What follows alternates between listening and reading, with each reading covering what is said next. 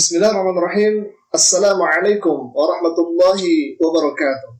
Hamdan wa syukran lillah, salatan wa salaman ala rasulillah wa ala alihi wa ashabihi wa mawalahi amma ba'du. Sahabat Tasik Kaji, semoga semuanya dalam lindungan Allah Subhanahu wa taala dan semoga semuanya selalu diberikan kesehatan dan kekuatan untuk beribadah kepada Allah Subhanahu wa taala. Amin ya Allah ya rabbal alamin.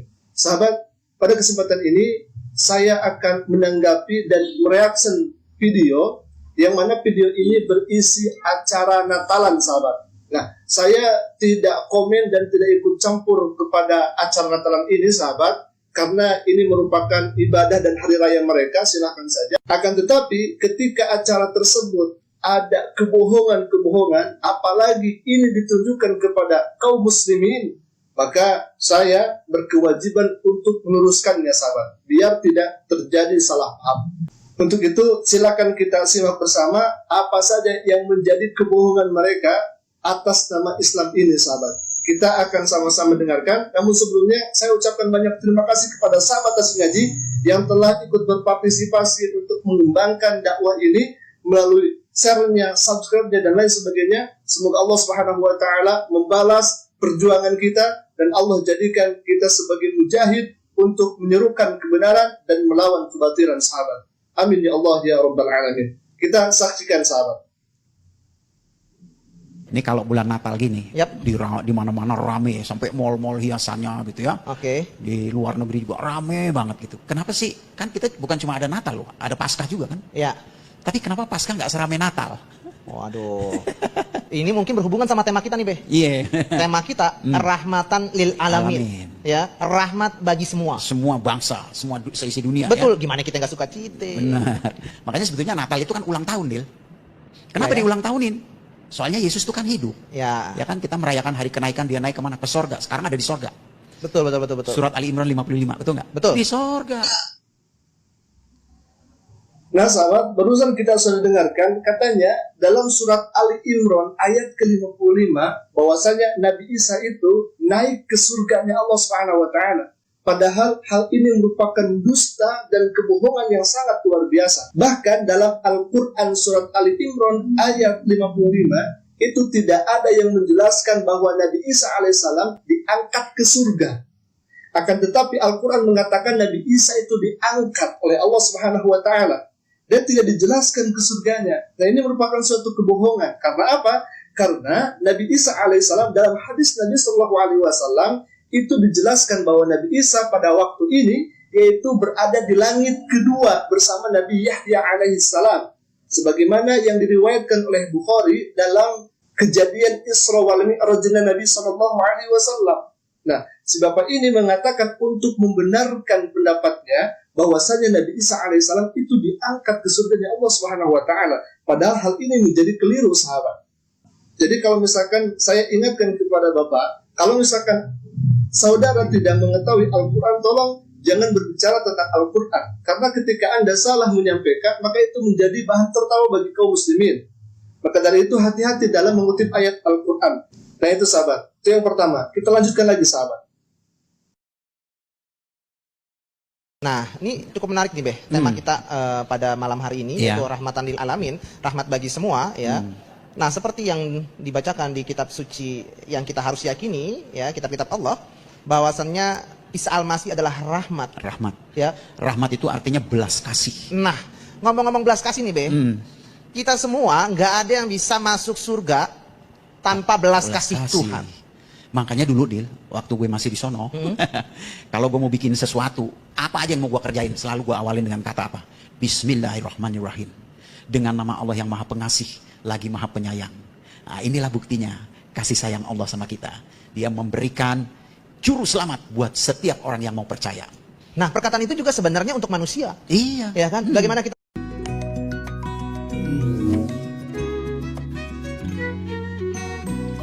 larutkan 1 tutup detol ke dalam air. kita mengucapkan syukur kepada Tuhan, kepada Allah, ya, dengan menyebut nama Allah yang maha pengasih lagi maha penyayang. Nah, itu cocok untuk kita manusia. Benar. Nah, makanya kitab-kitab suci, ya, khususnya di dalam kitab suci Al-Quran, dimulai dengan Bismillah, ya, itu sebenarnya buat kita. Betul. Ya, dan bentuk kasih Tuhan bentuk kasih Allah sama kita, dia kirimkan rahmat itu, kasih itu, yaitu Isa Al-Masih, Yesus Kristus ke dunia ini, Be. Betul. Nah sahabat, ini bikin ngakak sahabat. Kenapa? Karena si bapak ini membawa Al-Quran, akan tetapi yang dibicarakannya itu adalah Nabi Isa terus sahabat. Padahal Al-Quran itu diturunkan kepada Nabi Muhammad SAW, sahabat. Nah, dalam hal ini sungguh sangat keliru. Kalau misalkan tadi si bapak ini mengatakan bahwa Nabi Isa itu merupakan rahmat.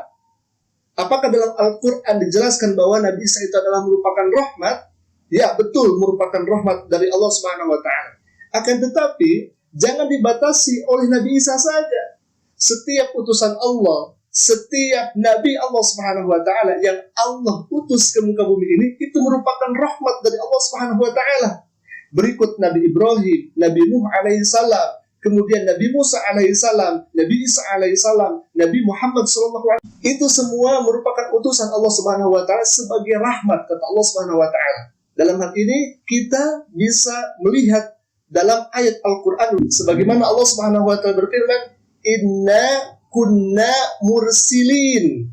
Sesungguhnya kami mengutus para rasul rahmatan mir rabbik, sebagai rahmat dari Tuhanmu. Jadi bukan hanya Nabi Isa alaihissalam saja yang menjadi rahmat. Semua utusan Allah, semua Nabi Allah itu bentuk rahmat dari Allah Subhanahu wa Ta'ala. Jadi kalau misalkan kita melihat Al-Quran, jangan hanya itu saja yang dibaca. Akan tetapi baca ayat-ayat yang lainnya yang menunjukkan bahwasanya bukan hanya Nabi Isa alaihissalam saja yang sebagai rahmat, akan tetapi semua utusan Allah Subhanahu wa Ta'ala itu merupakan rahmat dari Allah Subhanahu wa Ta'ala. Bahkan Nabi Muhammad SAW itu kata Allah, rahmatan lil alamin, rahmat bagi seluruh alam. Kalau saja Nabi Isa alaihissalam itu merupakan rahmat atau utusan bagi Bani Israel, sebagaimana yang tertera di dalam Al-Quran dalam surat Ali Imran ayat 48-49 itu, bahwasanya Nabi Isa alaihissalam diutus untuk kaum Bani Israel. Akan tetapi bagi Nabi Muhammad SAW itu utusan, itu Nabi yang diutus oleh Allah Subhanahu wa Ta'ala kepada seluruh alam sebagai rahmatan lil alamin, kasih sayang bagi seluruh alam semesta, sahabat. Jadi kalau misalkan melihat Al-Quran, jangan hanya itu saja. Jangan hanya untuk membenarkan statement atau pendapat yang Bapak katakan. Itu akan menjadi keliru dan rancu ketika kita memahami Al-Quran. Kalau misalkan kita hanya mencomot-comot saja Al-Quran Karim.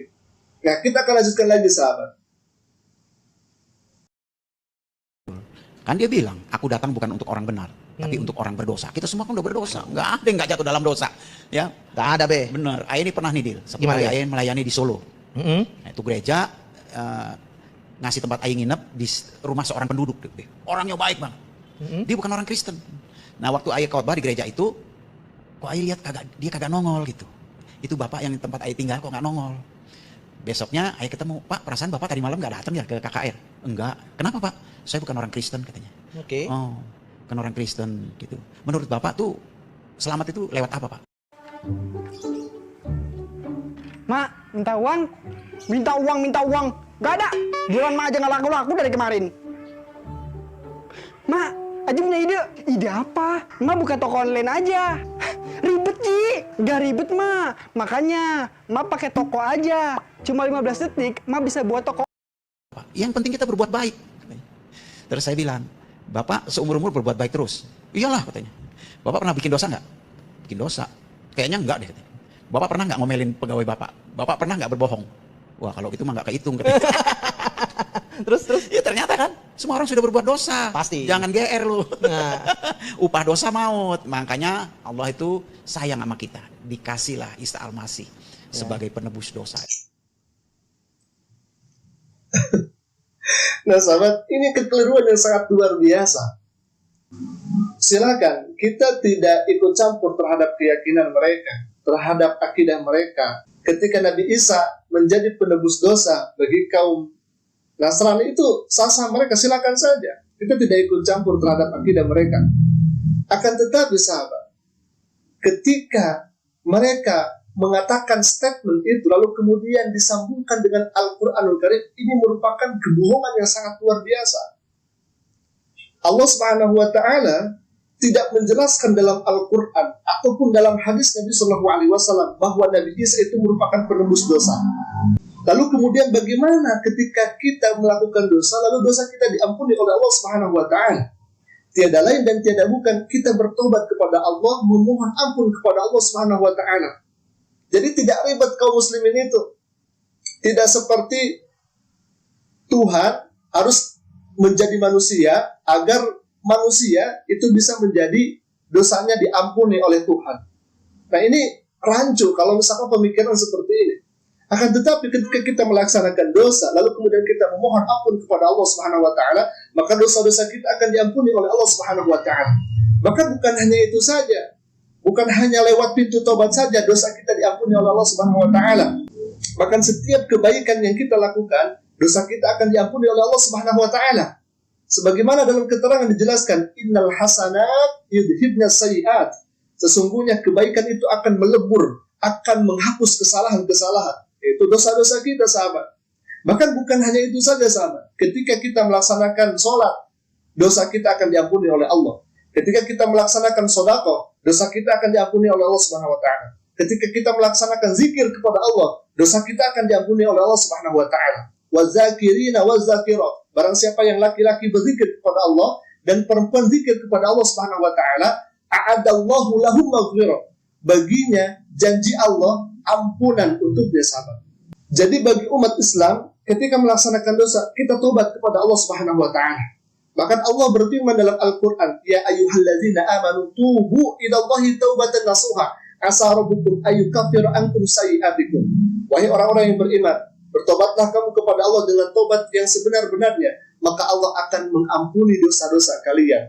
Dan di akhir ayatnya Allah akan menjadikan surga yang luas langit dan bumi, sahabat. Masya Allah, luar biasa. Bahkan bagi orang-orang yang melampaui batas terhadap dosa-dosanya, katakanlah dosanya itu meliputi langit dan bumi, Allah Subhanahu wa taala mengatakan dalam Al-Qur'anul Karim, ya ibadiyalladzina asrafu wa la taqnatu min rahmatillah. Jangan engkau merasa putus asa terhadap rahmat Allah, karena ampunan Allah itu sangat luas. Begitu besarnya kasih sayang Allah Subhanahu wa taala kepada kaum mukminin, kaum muslimin. Ketika kita melaksanakan dosa, lalu kemudian kita minta ampun kepada Allah Subhanahu wa taala dengan tobat yang nasuha, maka Allah akan mengampuni dosa-dosa kita, sahabat. Nah, kita akan lanjutkan lagi, sahabat. Kalau dulu Babe kalau ditanya, yakin masuk surga nggak? Jawaban Babe apa? Ya, syukur-syukur kalau masuk. Kalau enggak ya udah apa boleh buat. Kenapa Babe jawab begitu? Untung-untungan. Alasannya kenapa? Ya, kita nggak tahu. Iya, saya juga dulu gitu. Deal, ente yakin masuk surga? Insya Allah. Insya Allah. Kenapa nggak yakin? Ya, dosa gue banyak. Nggak ada yang berani jamin kita pahalanya lebih besar daripada perbuatan dosa kita. Bener. Nah, harus ada yang namanya kasih Tuhan.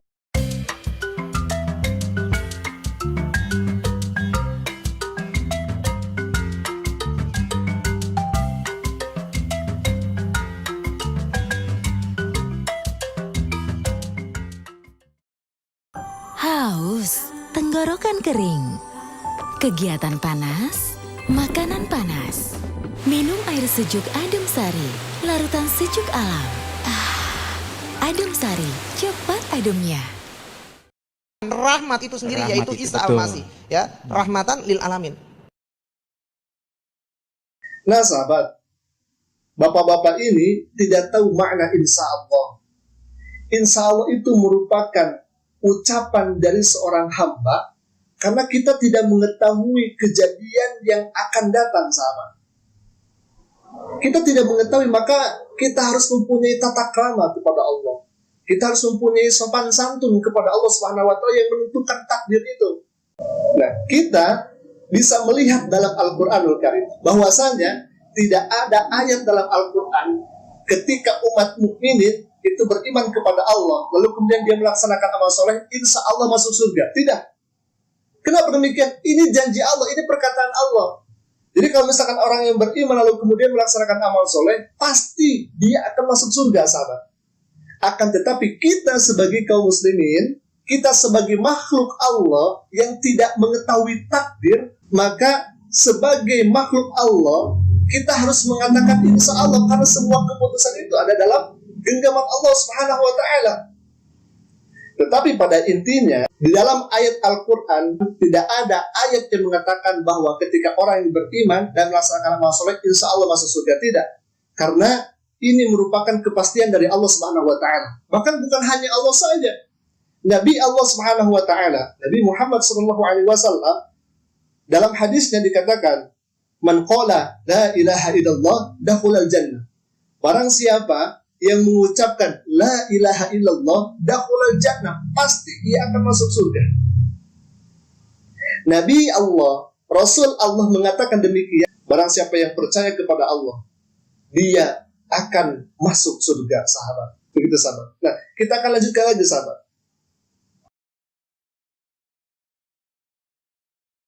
Apalagi saya dulu nih, ya, berpikir kalau masuk surga melewati beberapa tahap. Iya. Pertanyaan ditanya dulu. Aduh. Pertanyaannya tuh paling nggak ada 7-8 pertanyaan tuh. Aduh. Masuk alam barzah. Ya, lalu kiamat sangkakala berbunyi dikumpulkan di padang mahsyar. Lalu masuk ke penghakiman timbangan amal baik amal buruk. Lalu masuk ke mizan, lalu melewati jembatan Shiratal Mustaqim. Itu yang menentukan masuk surga atau tidak. Jembatan yang terbuat dari rambut dibelah 7. Nah, lu kagak dibelah aja kepleset, Dir. Saya melihat murtadin seperti ini, lucu sekali. Ini harus dipertanyakan apakah memang dulunya Islam atau tidak. Kenapa? Karena ketika dia mengatakan hal seperti itu tidak sesuai dengan hadis-hadis Nabi SAW. Dalam keterangan-keterangannya itu, sahabat. Tadi salah satu contohnya. Ditanya dalam alam kubur itu 7-8 pertanyaan. Ini mana dalilnya? Kalau misalkan hal seperti itu ada dalam Al-Quran dan hadis Nabi SAW. Silakan cek dalam Al-Quran atau dalam hadis Nabi SAW. Tidak ada pertanyaan sampai 7-8 pertanyaan, sahabat. Lalu kemudian tadi jembatan Shiratal Mustaqim itu rambut dibagi 7 seperti itu, sahabat. Nah, sebetulnya saya udah membuat video tentang ini, sahabat, di kesaksian murtadin di alam barzah ditanya oleh sahabat. Nah, di sana boleh sahabat simak. Di sana ada penjelasannya tentang kita menuju ke jembatan Shiratal Mustaqim itu, sahabat. Nah, kita akan lanjutkan lagi, sahabat. saya yakin, ya. Ini kita nggak bawa isu agama ya, tapi saya yakin Islam yang sesungguhnya itu adalah cinta damai. Karena berasal dari kata syalamah, Islam. Nah, kenapa kok Islam udah bener salamah? Kok lu murtad begitu? Saya nggak murtad. Saya mau ikut juru selamat, titik. Ya, karena saya mau selamat. Isa Al-Masih adalah juru selamat bagi saya. Nah, sahabat, dia keluar dari Islam itu tidak dikatakan murtad. Ini menyalahi keterangan dalam Al-Quran, sahabat.